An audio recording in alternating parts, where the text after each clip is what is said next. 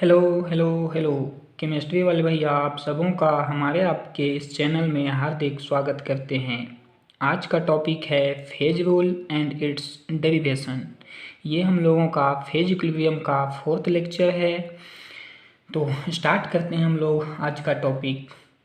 किसी भी सिस्टम में जो फेजेस इक्विलिब्रियम में एग्जिस्ट करते हैं वो डिपेंड करते हैं टेम्परेचर, प्रेशर एंड कंसंट्रेशन पे।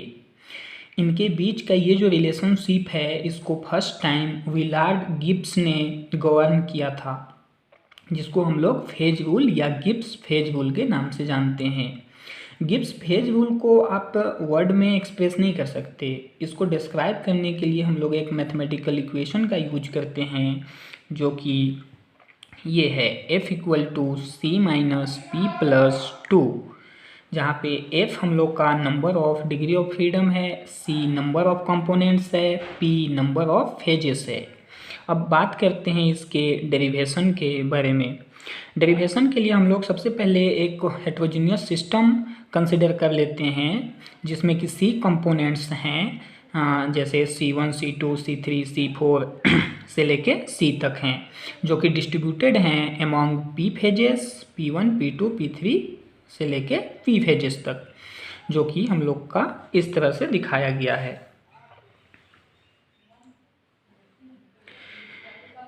यहाँ पे हम लोगों का जो कंपोनेंट्स एंड फेजेस का जो डिस्ट्रीब्यूशन है कुछ इस तरह से है। C1, C2, C3 से लेके C तक है। इसी तरह से C1, C2, C3 मतलब फर्स्ट फेज के लिए ये है, सेकेंड फेज के लिए, थर्ड फेज के लिए से लेके P फेज तक के लिए इस तरह से हम लोग डिस्ट्रीब्यूशन दिखाए हैं। अब इस पूरे सिस्टम में हमको फाइंड आउट करना है टोटल वेरिएबल्स। फेज रूल को डिराइव करने के लिए आपको क्या फाइंड आउट करना है? Total variables. तो आप टोटल वेरिएबल्स कैसे फाइंड आउट करोगे? तो इसमें जो टोटल वेरिएबल्स होंगे वो पहला तो आपका टेम्परेचर हो जाएगा, दूसरा आपका प्रेशर हो जाएगा और तीसरा आपका कंसंट्रेशन हो जाएगा। टेम्परेचर और प्रेशर तो आपका फिक्स है, वो तो होगा ही, उसके लिए हम लोग 1 and 1 + 2 लिखेंगे। ठीक है। कंसंट्रेशन के लिए हम लोग 1 नहीं लिख सकते हैं।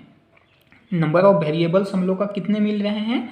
टेम्परेचर प्रेशर के लिए 2 मिल रहे हैं और कंसंट्रेशन के लिए 1 नहीं लिख सकते। यदि 1 लिख पाते तो हम लोग का टोटल नंबर ऑफ वेरिएबल्स 3 हो जाता, लेकिन हम लोग 1 नहीं लिख पाते हैं। रीज़न बताते हैं। देखिए, कंसंट्रेशन के लिए नंबर ऑफ वेरिएबल्स क्या होगा ये हम लोग फाइंड आउट करते हैं। जैसे हम लोग कंसंट्रेशन को हम लोग मोल फ्रैक्शन के टर्म में समझ सकते हैं।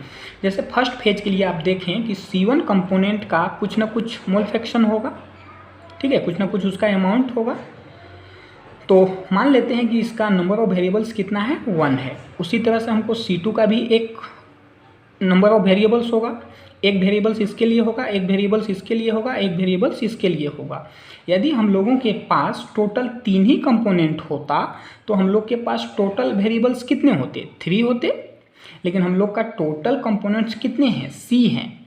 फर्स्ट फेज में कितने हैं? C हैं, यानी कि ना 2 होगा ना 3 होगा, कितना होगा? C होगा। तो इसके लिए आपका क्या आ गया? C वेरिएबल्स आ गया। उसी तरह से सेकेंड फेज के लिए आपको क्या मिलेगा? 1 2 3 करते करते कितना मिलेगा? C मिलेगा। थर्ड फेज के लिए आपको कितना मिलेगा? C मिलेगा।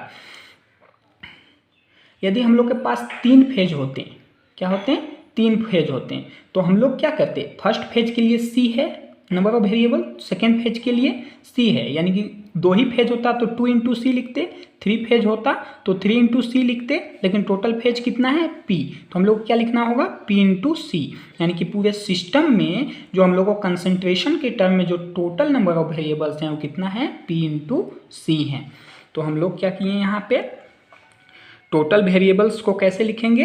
2 + PC। 2 तो टेम्परेचर प्रेशर हो गया और PC क्या हो गया? कंसंट्रेशन वाला हो गया, टोटल नंबर ऑफ वेरिएबल्स। ठीक है, जिसमें P हम लोग का फेजेस है और C क्या है? कंपोनेंट्स है। देखिए, ये तो हम लोग का आइडियली टोटल वेरिएबल्स इस सिस्टम में, ठीक है, इस सिस्टम में आइडियली कितना हो गया? 2 + PC। बट चूंकि यहाँ पे जो हम लोग के कंपोनेंट्स हैं ये इक्विलिब्रियम में हैं, तो इसमें ढेर सारे ऐसे चीज़ होंगे जो पहले से फिक्स होंगे, वो वेरिएबल नहीं होंगे, फिक्स होंगे। तो हमको क्या करना होगा, टोटल वेरिएबल्स में से वो जो फिक्स हैं, जिसको हम लोग रेस्ट्रिक्शन बोलते हैं, उसको माइनस करना होगा। तो जो पहला रेस्ट्रिक्शन हम लोग का है वो है मोल फ्रैक्शन। ठीक है, अब इसको हम लोग समझते हैं, कैसे समझेंगे इसको। देखिए, फर्स्ट कंपोनेंट है C1, इसके लिए हम लोग का कुछ मोल फ्रैक्शन होगा, C2 के लिए कुछ होगा, C3 के लिए कुछ होगा, इस तरह से C के लिए होगा। अगर हम लोग टोटल इसका समेशन निकालें मोल फ्रैक्शन का, तो आएगा 1। आप लोग पहले से पढ़ के 12th में पढ़े हो, आप मोल फ्रैक्शन पढ़े हो, 11th में भी पढ़े हो कि अगर दो कंपोनेंट है X1 एंड X2, तो मोल फ्रैक्शन क्या होता है, X1 प्लस X2 का सम जो होता है क्या होता है, 1 होता है हम लोग का। तो चाहे कंपोनेंट कितने भी हों, उनका सम क्या होता है, 1 होता है। तो यहाँ पे हम लोग लिख सकते हैं कि समेशन ऑफ जो मोल फ्रैक्शन है फर्स्ट फेज के लिए, वो हम लोग का कितना हो जाएगा, 1 हो जाएगा। तो ये हम लोग का एक वेरिएबल्स हो गया। ठीक है, ये क्या हो गया हम लोग का, एक वेरिएबल्स हो गया, यानी कि एक रेस्ट्रिक्शन हो गया। तो फर्स्ट फेज के लिए एक रेस्ट्रिक्शन हो गया, क्योंकि इक्वल हो गया, फिक्स हो गया ना, वो सेम हो गया। मोल फ्रैक्शन का समेशन क्या, 1 हो गया, ये तो फिक्स बात हो गया ना, अभी तो चेंज होगा ही नहीं। तो ये हम लोग का 1 रेस्ट्रिक्शन हो गया। तो P1 फेज के लिए 1 रेस्ट्रिक्शन, P2 के लिए 1, P3 के लिए 1। ये अगर हम लोग के पास 3 ही फेज होता तो हम लोग के पास टोटल रेस्ट्रिक्शन कितना होता, 3। लेकिन हम लोग के पास 3 तो है नहीं, पूरा का पूरा P फेज है, यानी कि हम लोग क्या करेंगे, हम लोग का टोटल रेस्ट्रिक्शन कितना हो जाएगा, P हो जाएगा। आई होप ये समझ में आया होगा। टोटल रेस्ट्रिक्शन कितना हो जाएगा, P हो जाएगा। 2 होता तो 2 लिखते, 3 होता 3, टोटल P है तो P रेस्ट्रिक्शन हो जाएगा हम लोग का। ठीक है, अच्छा, नेक्स्ट जो हम लोग का रेस्ट्रिक्शन है वो है केमिकल पोटेंशियल। क्या है, केमिकल पोटेंशियल। केमिकल पोटेंशियल क्या होता है, केमिकल पोटेंशियल केमिकल एनर्जी होता है किसी भी कंपोनेंट का पर मोल।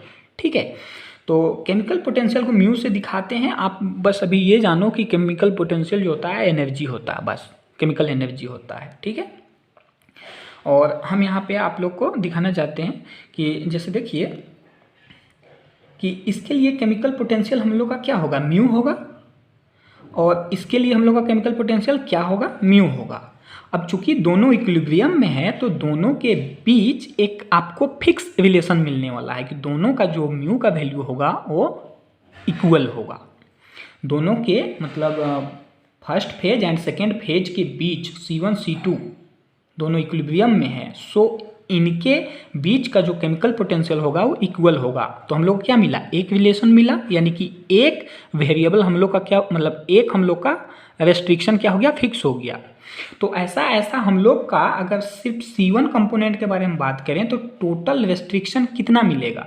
रेस्ट्रिक्शन मतलब फिक्स चीज़ें कि भाई म्यू का वैल्यू, इसका म्यू का वैल्यू, इसका म्यू का वैल्यू क्या है, इक्वल है। उसी तरह से इसका म्यू का वैल्यू, इसका म्यू का वैल्यू क्या होगा, इक्वल होगा। फिर इसका म्यू का वैल्यू, इसका म्यू का वैल्यू क्या होगा, इक्वल होगा। यदि हम लोग के पास तीन ही फेज होता तो एक हम लोग का रेस्ट्रिक्शन तो यहाँ से यहाँ मिलता एक, फिर दूसरा हम लोग को यहाँ से यहाँ मिलता। ठीक है, तो अगर हम लोग के पास 3 फेज होता तो 2 रेस्ट्रिक्शन मिलता, अगर 4 फेज होता तो 3 रेस्ट्रिक्शन मिलता, 5 फेज होता तो 4 रेस्ट्रिक्शन मिलता, और अगर P फेज हो तो P-1 रेस्ट्रिक्शन। तो आपका C1 कंपोनेंट के लिए आपको क्या मिल गया, P-1 रेस्ट्रिक्शन मिल गया। कितना मिल गया, P-1 रेस्ट्रिक्शन मिल गया। इसी तरह से आपको इसके लिए भी P-1 मिलेगा, इसके लिए भी आपको P-1 मिलेगा रेस्ट्रिक्शन। ठीक है, अगर हम लोग के पास 3 ही कंपोनेंट होता तो टोटल रेस्ट्रिक्शन कितना होता, 3 इंटू P-1 या P-1 इंटू 3। लेकिन हम लोग के पास टोटल कितना है कंपोनेंट, C कंपोनेंट है, तो हमको P-1 इंटू C लिखना होगा टोटल रेस्ट्रिक्शन के लिए सिस्टम में। तो हम यहाँ पे क्या किए हैं,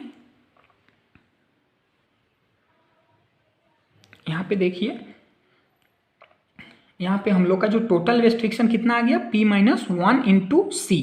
ठीक है, तो 2 तरह का रेस्ट्रिक्शन आया है, एक मोल फ्रैक्शन वाला आया है P, और दूसरा केमिकल पोटेंशियल वाला आया है P-1 इंटू C। तो आपको क्या करना होगा, जो हम लोग का टोटल वेरिएबल्स था, जो आइडियली होना चाहिए था 2 + PC, इसमें से आपको माइनस करना होगा इस P को, प्लस में इसको भी माइनस करना होगा P-1 इंटू C को। तो जब आप इसको माइनस करोगे तो आपको एग्जैक्ट टोटल वेरिएबल्स मिल जाएगा। तो ये टोटल वेरिएबल्स जिसको हम लोग डिग्री ऑफ फ्रीडम भी बोलते हैं F। ठीक है, तो ये क्या कि हम लोग 2 + PC लिखें, उसमें से माइनस कर दिए, किसको किसको माइनस करेंगे, P-1 into C plus P, इन दोनों रेस्ट्रिक्शन को हम लोग माइनस कर देंगे। तो देखिए माइनस करेंगे तो कैसे माइनस करेंगे, पहले तो सी से इसको मल्टीप्लाई किए तो C P minus C plus P, यहाँ फिर माइनस अंदर ले जाएंगे ब्रैकेट के अंदर, तो हम लोग को क्या हो जाएगा 2 plus P C minus C P या पी सी सेम है, ठीक है ना। तो C P plus C minus P, तो यहाँ पे P C minus C P plus minus दोनों सेम चीज़ कैंसिल आउट हो जाएगा। फाइनली आपका क्या मिला 2 प्लस सी माइनस पी। इसको हम लोग कैसे लिख सकते हैं, इसको हम लोग इस तरह से लिख सकते हैं 2 प्लस सी माइनस पी या सी माइनस पी प्लस 2, यानी कि F इक्वल टू आपको क्या मिला C माइनस पी प्लस 2। यही हम लोगों का फेज रूल होता है या गिब्स फेज रूल इसी को बोलते हैं। तो इस तरह से हम लोग इसको ड्राइव कर सकते हैं। ठीक है, जो हम लोग का नेक्स्ट टॉपिक है वो अभी डिसाइड नहीं हुआ है, तो देखते हैं, डिसाइड करके आप लोगों के लिए फिर से वीडियो अपलोड कर देंगे। Thank you so much.